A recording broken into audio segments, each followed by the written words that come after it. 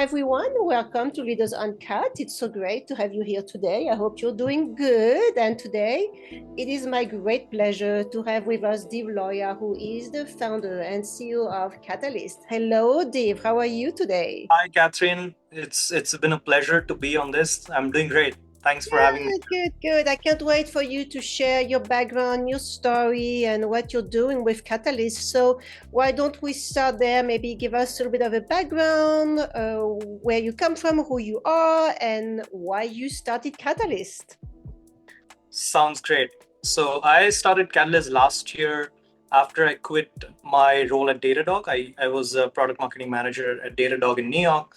They're a cloud observability and monitoring company, and I was leading three products for them, took them to close to 100 million ARR. And that's when I realized that sales teams they go through a lot of inefficiencies.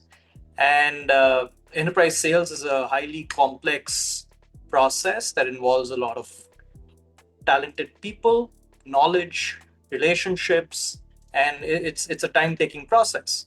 But they end up closing $1 million deals.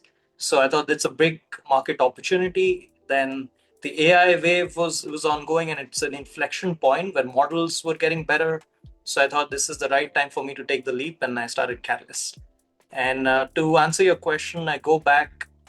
I came to US in 2019 for my grad school at Cornell, where I studied product management and AI and blockchain and all these latest technologies. And then I worked at Anheuser, AB-InBev as a product manager, and then Datadog, and then this is my second company. I started a sales tech company back in India in 2017, and I'm back again in sales tech. That's amazing. Well, first of all, congratulations. I know it's always a lot of hard work when you are an entrepreneur and you launch something like that. So I always congratulate people who have I think the willingness, the power, the guts to make all this happen, because it is definitely something that not everybody can do. So let's talk about your specialty here. I understand why you started Katalyst. So people is they spend about 80% of their time on account development, daily prep, follow-ups, CRM updates. I mean, all of that is very time consuming and it's wildly inefficient. So what was the aha moment? I mean, you mentioned that, but I'd like you to emphasize that because it's really the core of your services, the aha moment that made you say, there has to be a better way. And where did you start? And what would you say is really the core value of using Katalyst? I think the aha moment changes from time to time. Yeah. When we started, it was something else. And then since then, we have evolved a bunch of times with the product, with the market, with our ideal customer profile. And I think it changes the more and more we have clarity of the market and their needs and how we are serving their needs. So I think I cannot point to one aha moment. But from the time we started, I think one of the first aha moments was that, especially at Datadog, these sellers were selling software that's highly technical, and they don't have much product knowledge. Actually, one of my job was to enable these sellers. We used to call sales enablement, but they did not have that kind of technical knowledge about Kafka and observability and cloud, but they're going and selling these deals. And I was like, what if we could give them this technical knowledge on their fingertips with like a knowledge-based search they could do? And that was the first aha moment that got me into Catalyst. Yeah. Since then, there's been a bunch of aha moments. Right. Most recently, we figured out that our ideal customer profile, we're an early stage startup. So we figured out our ideal customer profile is the financial technology industry. And that was an aha moment. We've been trying to solve problems for a bunch of different industries and sectors like aviation, GovTech, the core SaaS companies, FinTech. And one of the biggest aha moments most recently was like all our FinTech pipeline of customers have a similar sales cycle, all doing large enterprise deals, more than $1 million. It's 18-month long sales cycle. And they're operating a little away from technology. they have lack of trust in AI. They have lack of trust in privacy and security. And I was like, this is an aha moment. We found our ideal customer profile. Right. And it's hard to sell to them, but we know that this is the biggest pain.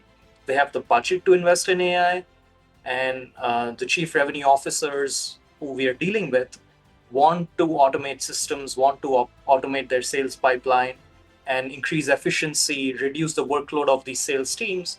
And that was a big aha moment from a business perspective. Yeah. The aha moment changes, evolves, and keep having aha moments. No, I can imagine. I mean, you have to, right? You always have to stay on top of everything, which creates, like you mentioned, a lot of different aha moments.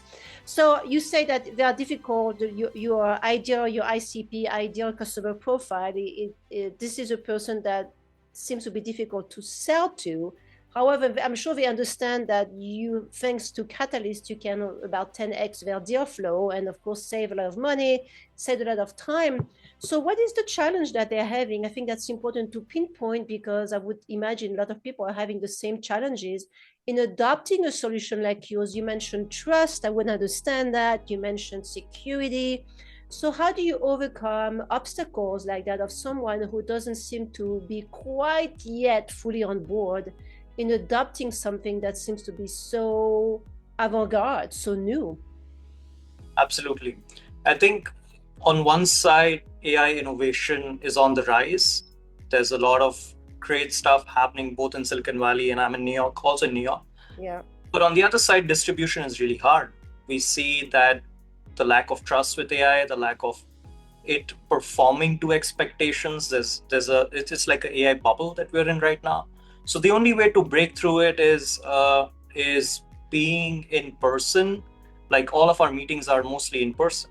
We spend time in the offices of our customers, work with their teams, onboard them to the platform, even if it's AI, because that creates certain level of trust and comfort that, okay, if something goes wrong, Div and his team is there to help fix it.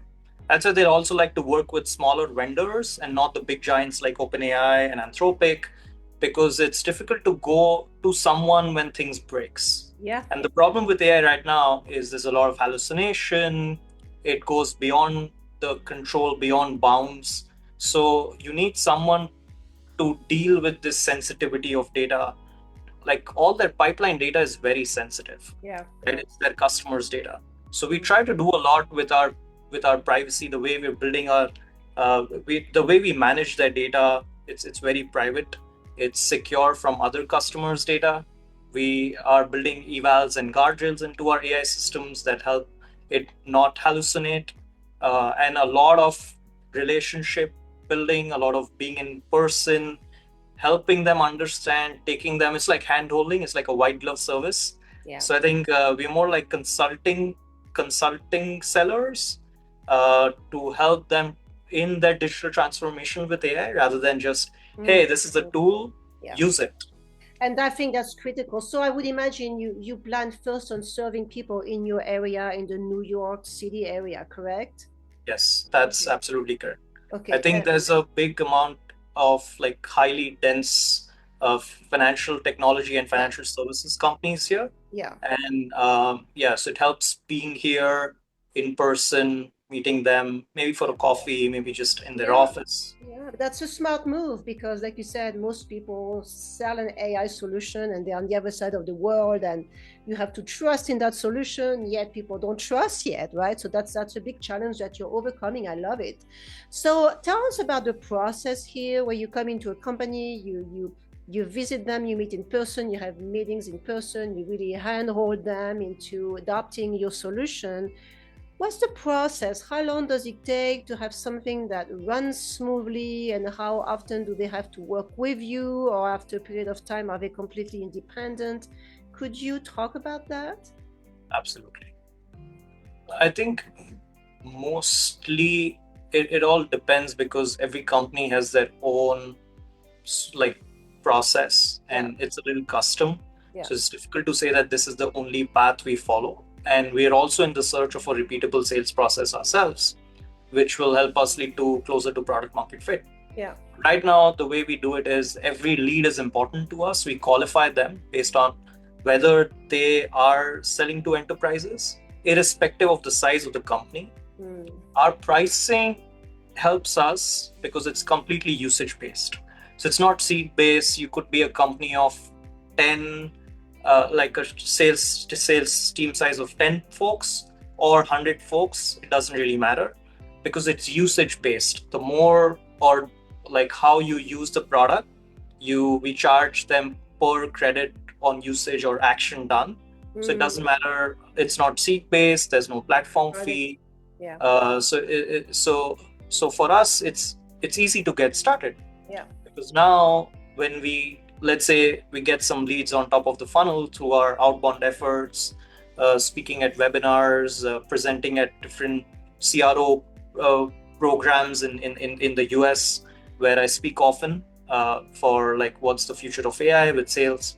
So let's say we get our top of funnel leads, we meet them, typically try to meet them in person, and then we show the demo of the platform, show a use case how it's done. And the easiest way to get started with enterprise is we offer them a pilot. It's a pilot, typically 2 months long, with an end goal and end success metrics. And based on those success metrics, based on their usage, we estimate this could be their annual usage estimate, and then price that based on that. So it's easier to get started. Yeah. They get a taste of a new kind of a technology that they're not used to, AI and agents and usage based, and it's a different user experience compared to the CRM Salesforce that they currently use. So once we get into them with a pilot, we work with their internal teams. We go through their so we have to go through some sort of a compliance and work with their internal technical teams to go through data privacy, compliance, security. We sign the NDA, we start working with them. And once the pilot is success, we get onto a long-term annual deal. Okay, I love it. So it's a free pilot, correct? It again depends from company to company. Okay. We typically try to do a small, like a small cost pilot, like 5 to 10K to 20K. But sometimes it completely depends on the sales process of that particular company. Okay, no, because we also have to understand buying has changed a lot. Yeah. Initially, there used to be one decision maker, but now we're dealing with a buying committee. So there's a CRO, there's a head of sales, maybe they have some engineering involved, they have RevOps involved. So it all depends on the complexity of the company we're dealing with. And if most likely companies are comfortable paying a small money for a pilot because it's skin in the game. But sometimes if we realize that the procurement cycle is going to be long, where they need the budgets and it's just a complex procurement cycle, we'll just offer the free pilot so that we can start working. And then on parallel, we are dealing with that tech, we're dealing with compliance, we're dealing with procurement. It all works out. Okay, that makes sense. So you mentioned, of course, lots of companies, they already have systems in place like Salesforce, like HubSpot. So your product can be integrated with any of those platforms, or is it something that replaces those platforms? Could you address that? That's a great question. We are not going to replace any of your current CRM platforms, whether you're on Salesforce or HubSpot or the smaller tools like Folk, and there's a bunch of CRM tools out there. Those are system of records where your sales pipeline conversations are recorded as a system of record. Our AI agents that we call on our Katalyst AI is built on top of it. So we integrate with your entire stack. We integrate with their Salesforce, with their Gong or meeting assistant or a circle back, or we'll integrate with their Slack, their internal comms, have external data and knowledge that we have private databases, but we are built on top. So we integrate with their existing system. They don't have to replace their current stack. And that's important because most companies would worry about this. It takes a long time to implement systems like that. And if you have to reinvent yourself and start from zero, a lot of them are going to say, yes, but no, right? Absolutely.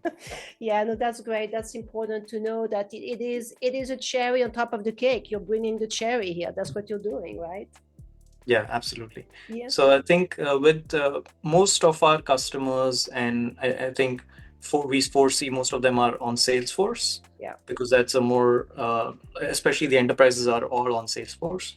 So we built our integration using MCP with Salesforce data, and every company has their own Salesforce instance. So again, that requires a little bit of handholding, and that requires custom implementation for us to work with them. And that's important. I mean, really, when you think about this, do people really have a choice? Do they have a choice? Can they keep doing what they've been doing without improving their systems, without some level of integration of AI? Do they have a choice? That's a question for you. I think one thing is we realize this in this industry is that every top leader, every chief revenue officer in fintech or any other sector knows that they don't have a choice. Right. So there was a time probably a year ago when this was something completely new, and we had to convince them that, hey, you don't have a choice.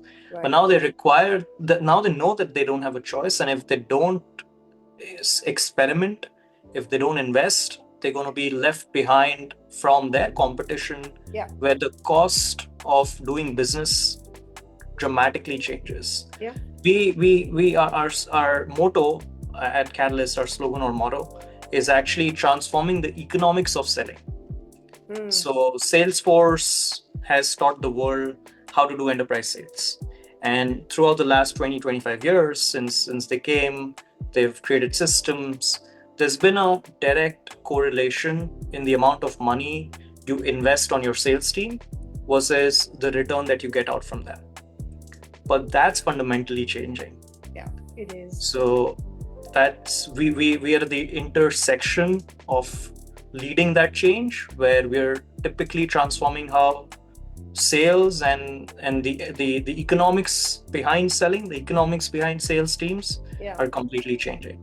And CROs recognize that. The top leaders, either it's coming from the CEO, it's coming from the market. You see all the largest companies and the best companies out there, they are leading that change. So we are in a good position now that we don't have to convince them that there's a new world coming.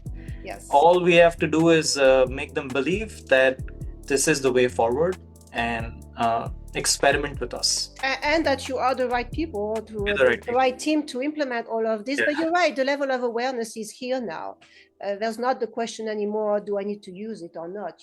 They understand that they have to, that there's no choice now. It's a matter of selecting the right system and the right team and the right tools to ensure that everything will be implemented, first of all, will be scalable, and will be something that lasts too, because that's another question, right? And that's also a question of what the future of B2B sales is. What do you envision here? What do you think will remain? What do you think will disappear? What's going to happen in the next 5 years? Because I would imagine that what you have is just the beginning of the shift, right? Absolutely. So I think it's a beginning of a shift in both the areas, both in processes, plus also in technology. Yeah. I don't think any AI company is already there with the best agentic experience. I think everyone's building towards it. The models are getting better. That's helping them. The more vertical knowledge, vertical industries we're working with, our agents will get better. So we are, I think, at least for Katalyst, we have reached the automation of a workflow. Now we are building towards automating like a fully autonomous agent that can take decisions for a rep. So I think there's a significant possibility in both process change and the business change versus plus also the technology. But that said, what I envision going forward, how the future is going to look like is, right now you have a bunch of different types of people on a sales team. You have the SDRs, the BDRs, the account executive, the account managers. So in that bow tie, which is pre-customer and post-customer, the bow tie of sales, I think going forward, you'll have a full stack account executive or a full stack salesperson. And that salesperson does everything end to end. They're the ones owning top of the funnel. They're the ones owning mid funnel. They're the ones closing the deal. They're also the ones managing that customer and doing upsell and cross sell. So I think that's going to fundamentally change, where all the other parts of the job, generating the lead, qualifying the lead, doing account development, doing admin work, preparing a business use case, doing all the follow-ups, everything is automated. And there are a bunch of agents running and automating that. Yeah. But now you have the top sellers, who I like to call a full stack account executive. Okay. Just like we have a full stack engineer who's doing both back end and front end and Yeah. UI as UI dev, as sometimes with AI tools. Yeah. I think the future is going to be a full stack account executive who is responsible to build that relation with your customer, with the buyer, is responsible to join the Zoom calls and sell and build that relation and go in person. For everything else, all the knowledge work, all the admin, the boring stuff, the pipeline automation, that's done with AI. So we reduce the sales team probably by 50-60%, maybe more, and only the top sellers with tribal knowledge, with their network, with great experience, and being able to use AI and train AI, they're the ones who are gonna cut down the meat in sales teams and increase efficiency, increase output, hit the targets, help the companies grow. Wow. So, I mean, that's very important. And we know that a lot of people are going to lose their job. So what do we have to do in order to maintain or to become those full stack salespeople that will be the ones selected? I mean, they have to be educated with AI, right? I mean, they have to be that willingness to cover the whole gamut from A to Z, with the understanding of that they will have to use AI agents in order to fulfill their daily tasks, right?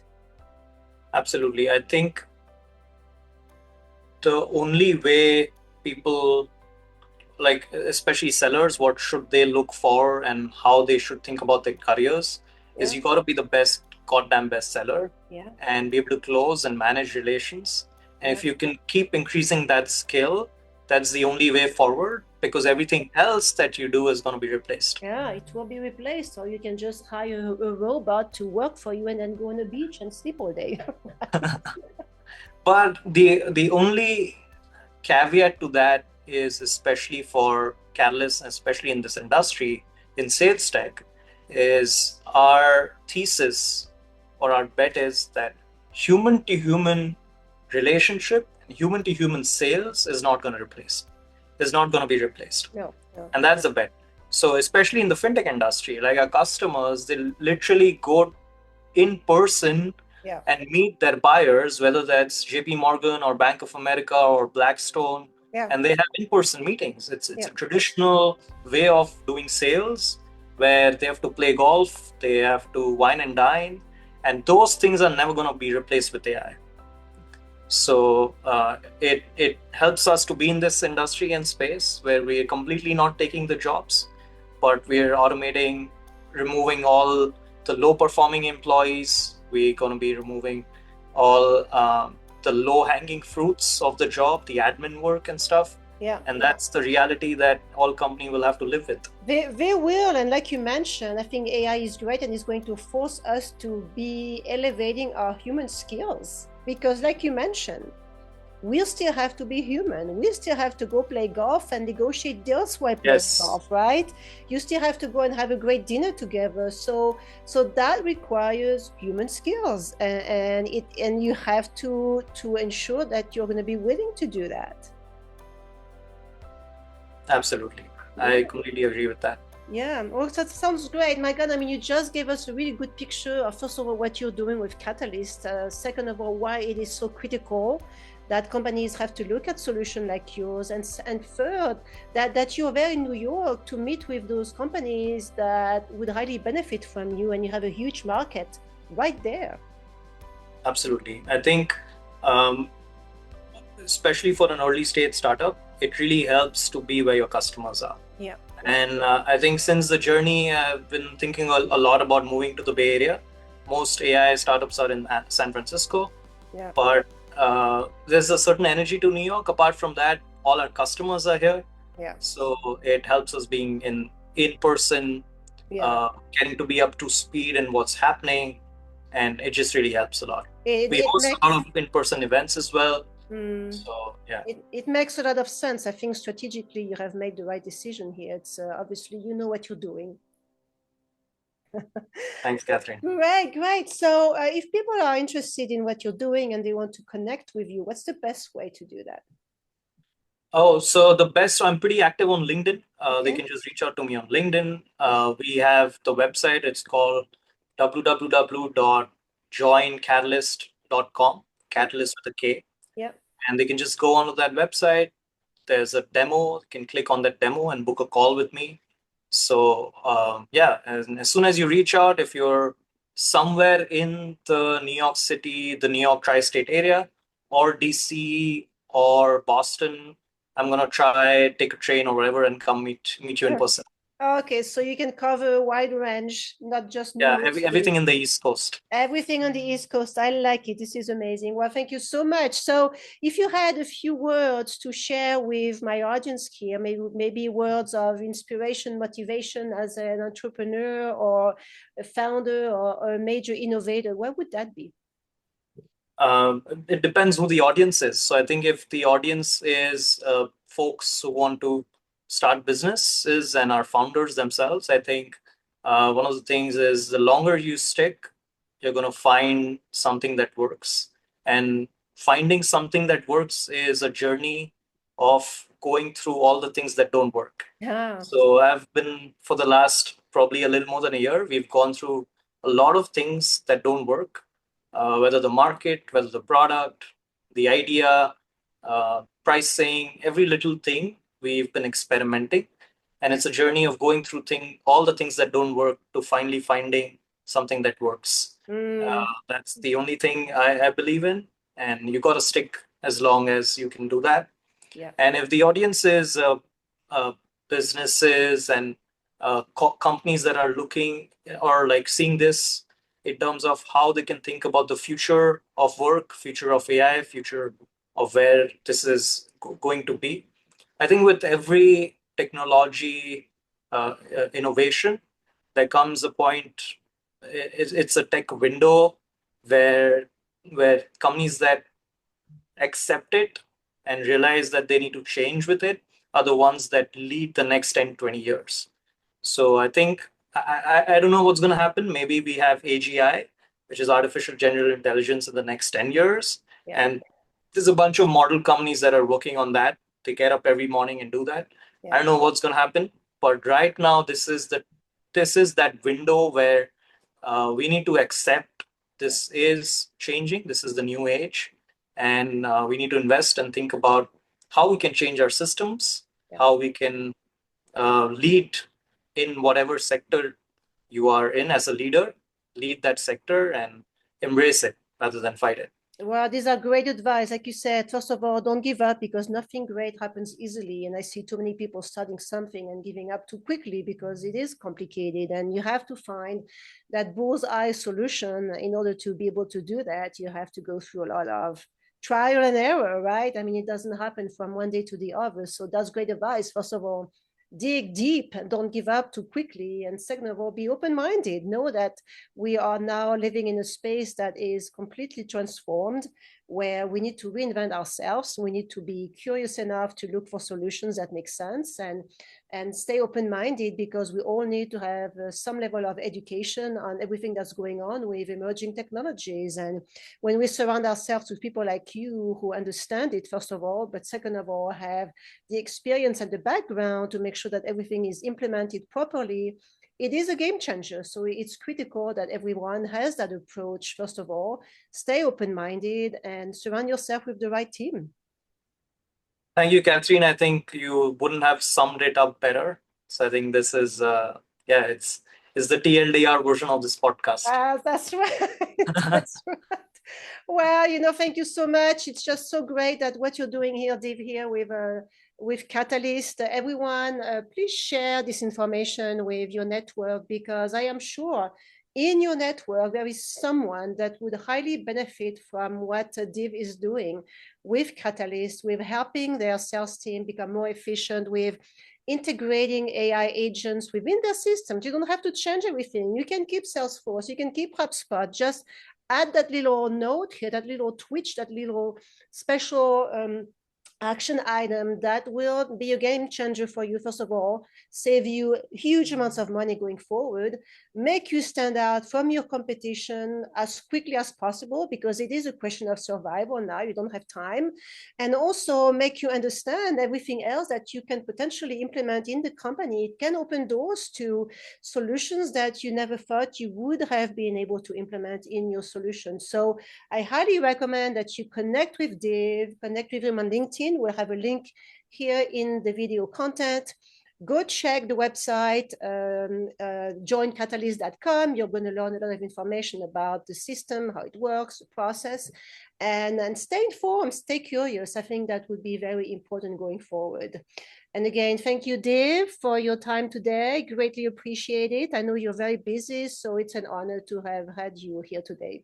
Thank you so much, Catherine. I hope you have a great rest of the week. Yeah, and you too. And thank you, everyone. And remember to subscribe to the channel, like the video if you like it. That would allow us to continue what we are doing here. And we will see you next time.